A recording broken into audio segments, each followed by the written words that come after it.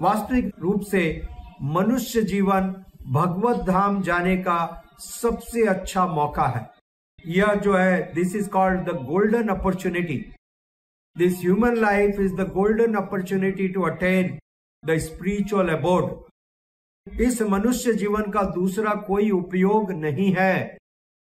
यदि अर्थ प्राप्ति, धन की प्राप्ति, स्त्रियों का सुख, पुरुष के साथ भोग करना और ऑल अदर अटैचमेंट्स, बड़ा घर बनाना, बड़ी व्यवस्था प्राप्त करना, यदि इस प्रकार की चीजें जीवन का प्रयोजन होती तो ये सारी चीजें पशु मनुष्य से कई गुना ज्यादा संपन्न करते हैं।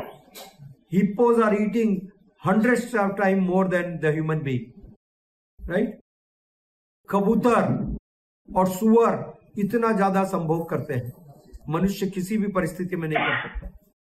इतना धन की प्राप्ति करना, इतना कठोर परिश्रम करना, इतना एजुकेशन प्राप्त करना, और उसके बाद जीवन का लक्ष्य उनका क्या है? किस प्रकार से भोग को बढ़ाऊं, किस प्रकार से इंद्रिय सुख को बढ़ाऊं, कैसे भौतिक आसक्ति को बढ़ाऊं। तो ये जो भौतिक आसक्त है, पशु पक्षी मनुष्य से ज्यादा निर्वाह करते हैं, ठीक है। तो इसके लिए ये मनुष्य जीवन, ये मनुष्य शरीर की कोई आवश्यकता नहीं है। इसलिए सारे शास्त्रों में बताया गया मनुष्य जीवन का वास्तविक प्रयोजन है भगवान की भक्ति, भगवान की शरण।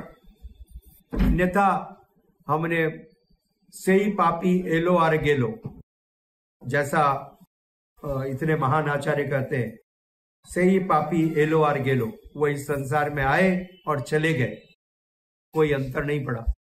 हमारा जीवन हमको भगवान के श्री चरणों के नजदीक लेकर के जाए, यही सनातन धर्म है। वर्णाश्रम, वानप्रस्थ तथा संन्यास व्यक्ति को अवश्य रूप से ग्रहण करना चाहिए। महाराज परीक्षित को मृत्यु के पूर्व सूचना मिली, जो तैयारी नहीं करते वे मूर्ख हैं। जो मृत्यु की तैयारी नहीं करते, दूसरी सारी चीजों की तैयारी हो रही है, परंतु बुद्धिमान व्यक्ति मृत्यु की तैयारी करता है। He prepares for death, which is inevitable. Shrimad Bhagavatam मतलब मृत्यु की तैयारी। श्रीमद् भागवतम का अर्थ है मृत्यु की तैयारी। यह है श्रीमद् भागवतम। महाराज परीक्षित ने अपनी मृत्यु की तैयारी की।